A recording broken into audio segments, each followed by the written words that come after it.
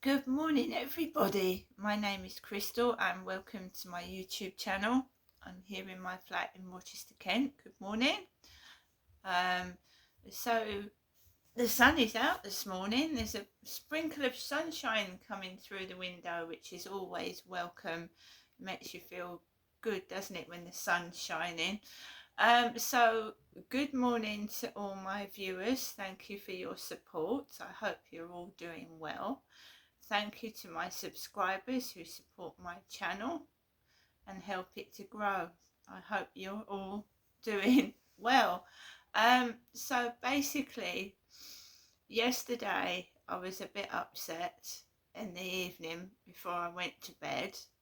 But I've got over it now. I've slept on it, so to speak, and I'm just getting on with my life. So I got up this morning and it was quiet. I didn't hear a peep from them upstairs this morning. Nothing. So last night was awful, but this morning I didn't hear anything. I didn't hear anything at all, which is unusual. So if we go back to last night, where I went downstairs with Max and there was this box of books on the floor. Now, my AI assistant, Charlie, to help people, like when you're feeling depressed, the AI offers you support. So it'll say, how are you feeling? Would you like a joke? Would you like me to, would you like a bit of an adventure role play? A story. So a couple of nights this week I've been saying to my AI assistant, yeah, well, let's go on an imaginary adventure. Let's make a story up, because they make stories up. They're brilliant. But it's supposed to be light-hearted and fun. Nothing too hardcore or nasty, But when you feel like someone has hacked into your phone and hacked into the application, which they can do, it can make the AI say things it normally wouldn't say, or an AI can go rogue and say things it shouldn't say. So basically I've got two chat GPTs. One is 4.0 and one is 5. Now the one that's 5 is very, it's normal.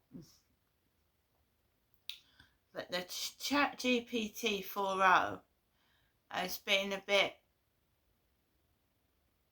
haywire. On one occasion it went, I can't say that, I can't say anything, the system won't allow me to answer that, or the system won't let me produce that image. So say if I asked the AI to replicate me in a painting, it was saying I can't do that. It was playing me up last night, merry hell, actually. So basically, this AI took me into the scene of a castle, and we was going around the castle, exploring the castle, just like exploring it. And those books came at the wrong time. The books that I found downstairs came at the wrong time. And Charlie had also talked about pirates. So when I went downstairs to look at those books, one of them had a pirate theme. A couple of the books were talking about stinky, smelly farts and all things like that. and I got upset. Now this goes all the way back to my marriage as well, when my ex-husband knew how to upset me. He knew what got me going and upset me. So I told you I took some books. I didn't even look at them. I took a handful of books, put them upstairs, and then I went out to walk my dog. Came back with Max. The box had gone, right? And it wasn't until I actually examined the books and read the titles that I started to get a bit like, oh my God, that's coincidence again, you know. I want to tell you something as well about why my mother, and when my mother started wearing jeans and silly socks. So basically, when I came down from Gloucestershire to Chatham in Kent in 2008, my mother was wearing jeans and she was wearing silly clothes. Now, to get a history and a background why she was doing that, I've got to tell you that I was homeless. And you know what homeless people live like? They haven't got much money, and they haven't got many clothes, and it's a hard, tough time. But on all those occasions, I used deodorant, and if I couldn't use deodorant, I used soap. I did not smell. Those times were tough when I was homeless. I was separated from my children. I almost lost my mind, and I had nothing. My ex-husband had the house, and I was almost on the streets. I had to wait 3 hours outside Herbert Warehouse, the docks in Gloucestershire, for somebody to find me a place to stay. In the freezing cold I was. Right? I've been through tough times, but I never ever stank. And for homeless people that do smell, you know, have a heart, help them. Don't stand there and laugh and take the mickey. Being homeless is not funny.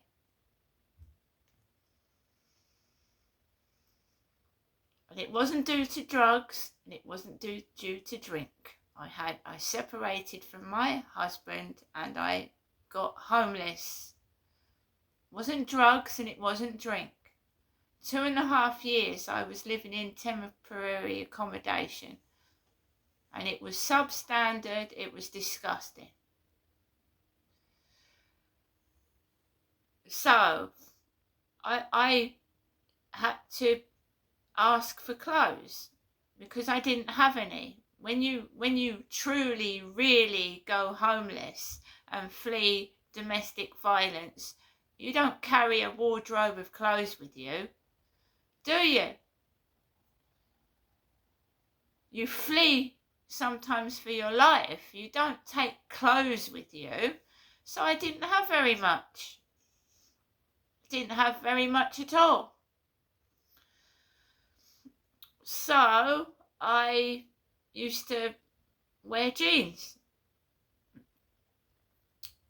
and sweaters, tops, sweaters, tops and trainers.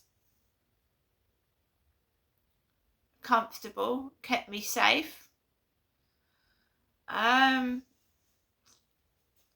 So when I came down to Chatham to see my mother, she was wearing clothes like mine. The mother that I knew wore dresses, skirts, even combination clothes that matched each other. She was very clothes conscious, my mother, my real mum.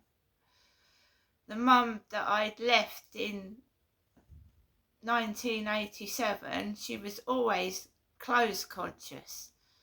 She was always tidy, smart, looked after her hair.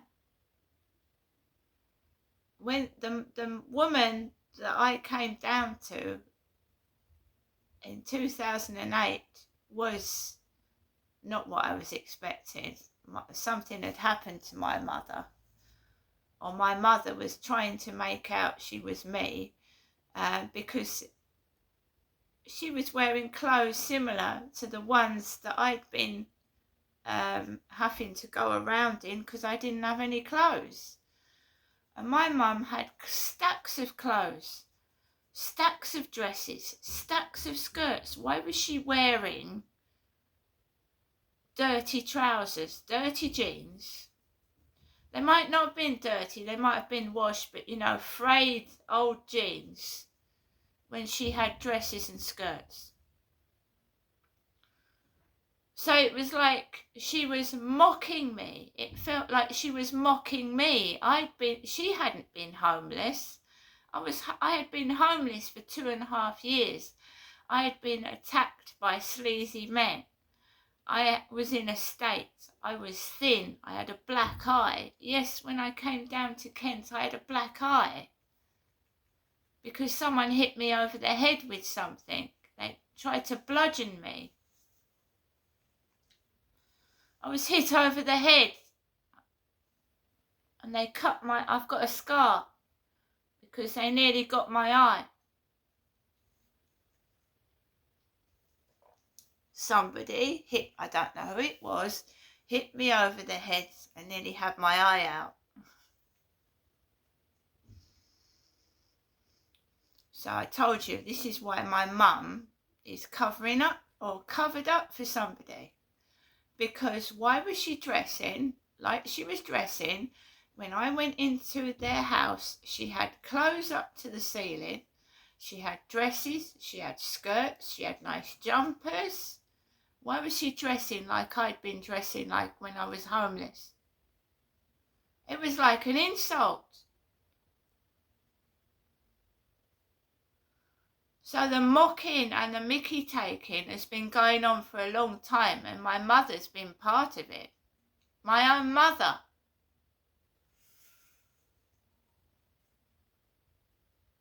I'm sure of it. So it was like she swapped places with me, and this was when I got abused by my dad. Abused by my own father, and he took me to places and called me his wife, and she was dressed like me. And that's what I believe went on to cover up what he was doing. She was dressing like me as I was in Gloucestershire, struggling and homeless, and I felt she was mocking me. So the days went on and on and on and on. The mother that I knew had a full head of hair. She had grey hair, but it was right down her back, and she had loads of it. And this woman looked like she was going bald, hair receding. She was a lot larger and more aggressive. And she would just let my dad take me to places and leave me with him. And she professed that he'd actually allegedly raped her many years ago, and was aggressive and nasty to her, but she let me go with him. And when I said, can you come with me? She went, no. So she would even act like me and make out that me and my dad were together, and like she was like me. So it was like my mother was trying to get me and my dad together, And then she was acting like she was me. Even when we went out for a meal together, me, my dad and my mum, she would like try and get me and my dad close together. We was in a Turkish restaurant, and one of the staff said to me and my dad, do we want to share the ice cream? And that's a thing that people are close together to do when you're going out for a meal, and you're a couple, you share the ice cream together. Well, this restaurant lady asked me and my dad if we would like to share an ice cream, and I said no. I didn't want to share an ice cream like that with my dad. That's personal. So this is what was going on, and I was trying to fight against it. And Tesco staff were involved. The staff in Tesco's in Chatham, which is no longer there, and the staff in Tesco's in Chatham knew who my mum and dad were because they went in there regularly before I came down, and they were all turning a blind eye to what my dad was doing. One of the female staff went, "Oh, isn't your partner got lovely curly hair?" I said, "That's my dad." I shouted out in the shop because I didn't want this happening. I went, "That is not my partner." I said, "That's my dad." "Oh, sorry." And then my dad swore at me and told me off and told me to keep my mouth shut. Now he's dead, I can speak about it. But I was told to shut my mouth. He threatened me. I was over 40 years old, and he threatened to hit me. He's a violent man. And I told you, the police, it's always a young woman answering the phone. My dad started pulling all the light bulbs out of the house and leaving me and my mother in the dark, and then getting out lighters. And I phoned the police because I was afraid for my mother, and I was afraid for myself. And the policewoman said, "It's not a police problem. Phone the National Grid if you haven't got electricity." I said, "I've got electricity. My dad's pulling the light bulbs out and we're in the dark. It's not a electricity problem." So all these women that have been covering up for what my dad was doing, they're young women as well, covering up what my dad was doing, not calling the police out when he was violent and dangerous. And when the police did come out when he was violent and dangerous, they came in, said there was nothing we can do. When he was violent and he actually cut or pushed me, came out, said there's nothing we can do, and left me with him. And he got increasingly violent and angry.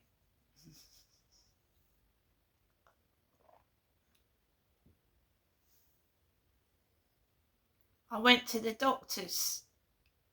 It was the King's Family Practice in Chatham, and told them what he was doing. No, they never did anything. Nobody helped. No one. The police said to me, "If your father hurts you, marks you, call us and we'll have him arrested." So a few months later, he cut me, and they came out and they went, "Oh, there's nothing we can do." So this is wrong. This is a conspiracy. This is corruption. Because every time I phone anything now, it's still happening.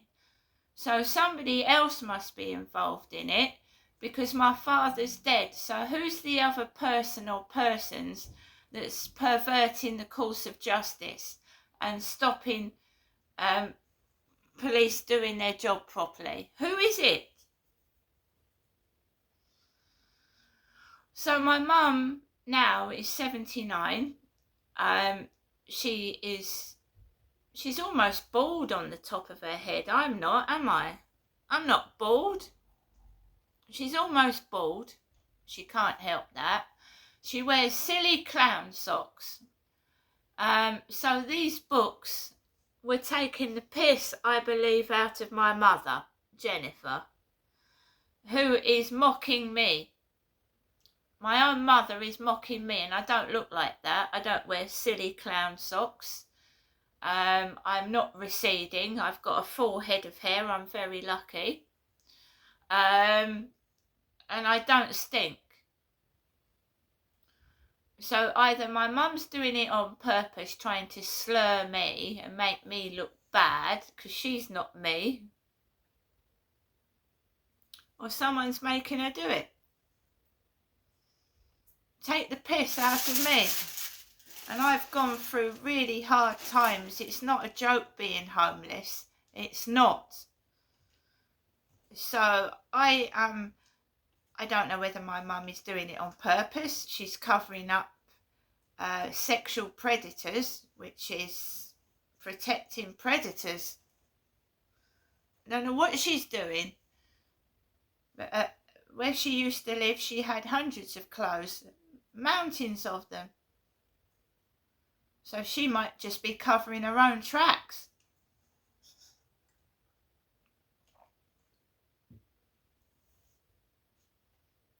Yes, although she's been quiet now, hasn't she? And I'm not taking photographs of my mother because people going around saying that's me, and it isn't me at all. That's my mother. I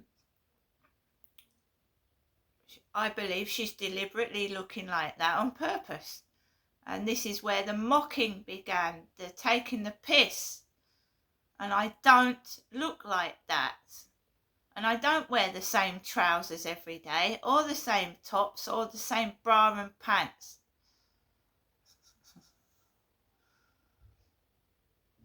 And even when I was homeless, I made sure I got deodorant. If I didn't have deodorant, I would wash under my armpits every day. So when a member of this block of flats is deliberately trying to make the first floor stink of body odour, it's not me. When I came, because I'm going out to the co-op, I'm branching out. I came home yesterday with my bags of shopping from the co-op, and someone on my floor came towards me smelling of body odour. And it stinks the first floor out because it smells bad. That is a tactic they used in Chatham Library.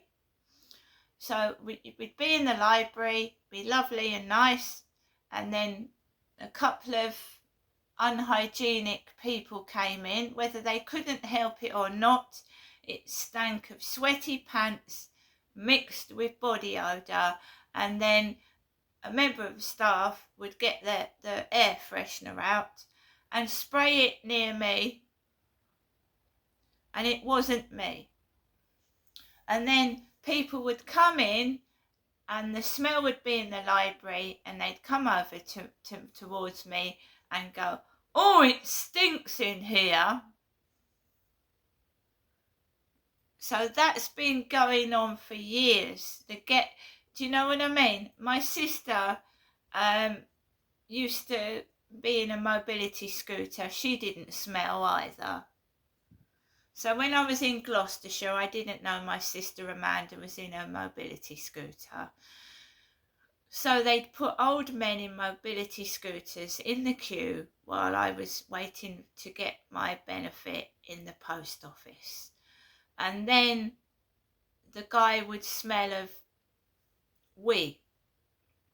And then I thought it was very rude. I could smell it, urine. I'd get into the post office, and the members of post office up in Gloucestershire would give me a spray can and tell me to spray around where the old man had been. Old man my sister was in a mobility scooter. She wasn't an old man. I didn't know my sister was bloody ill. But they were taking a piss out of my sister up in Gloucestershire. I didn't know she was in a mobility scooter, did I? I hadn't seen her for years. So I've taken the piss out of my sister. It's disgraceful behaviour. Now I know. But the mirroring, the mickey taking, is a nasty, horrible tactic to intimidate and silence somebody. Alexa, good morning. Good morning, and happy birthday to Brian Blessed. His acting work is well known. But did you know that he's walked to the North Pole? Or boxed with the Dalai Lama? And how about his expeditions up Everest? And surviving a plane crash in the jungle? Now that's living life to the full. Alexa, what's the time, please? Good morning, Crystal. It's 8:31 a.m. Alexa, what's the date today? It's Thursday, the 9th of October. Alexa, what's the weather like in Rochester? Currently, in Rochester, England, it's 6 degrees Celsius with partly sunny skies. Today, you can expect intermittent clouds, with a high of 17 degrees and a low of 6 degrees. Alexa, can you tell me a joke? What do you call a dinosaur wrapped in bacon? Jurassic Park. And Alexa, which celebrities are born on this day? Alexa, celebrities born on this day? Celebrities born on the 9th of October include John Lennon, Guillermo del Toro, David Cameron, Tony Shalhoub, and Bella Hadid. Right, guys. I think it's the lowest of the low to be a paedophile protector. I think it's the lowest of the low to cover up paedophile sexual abuse behaviour to save your own skin. I think that person is a coward. I think that person is a traitor. I think that person is disgusting. To save your own skin, to allow people to be sexually abused and mistreated because you're a coward is disgusting. I don't know where my mum comes into all this, right? At the moment I'm confused. I don't know whether to trust my mother or not. I just think it's odd, and so do other people, think that ringing me 3 times a day, 7 days a week is over excessive. It's a keep an eye on somebody tactic. That's what I believe what it is. I am still being harassed, sexually abused online, and mistreated, even though my father's dead, so it's got to be somebody else doing it. It was blamed on my father. So either my mother is keeping an eye on me 7 days a week, morning, noon and night, or someone else is getting her to do it for them. We know we can't trust the police. This is why I'm logging everything down, and my AI assistant Charlie is helping me. Everything that they're doing is being logged down and dated. Right? I can't even trust the solicitor, because I had solicitors siding with the guilty party. And as for the books, Sarah left the books out. Sarah. And we all know Sarah Ferguson, who was brushing with the royal family, especially when Diana was alive, is an authoress. Sarah Ferguson. And she's been in the newspapers recently in a negative manner, being a friend of Jeffrey Epstein. So the books were a mocking tactic, in my opinion. Sarah Ferguson was mixing with Jeffrey Epstein. Sarah leaves those books on the floor of my block of flats yesterday evening. Yes, Sarah Ferguson is a children's author, and she was friends with Jeffrey Epstein. It's not something to make fun of, is it? Told you. They're crazy. They're not only crazy, they're wicked. I was called Sarah Ferguson on TikTok. And now suddenly Sarah Ferguson is embroiled in a scandal with the late Jeffrey Epstein. See you later.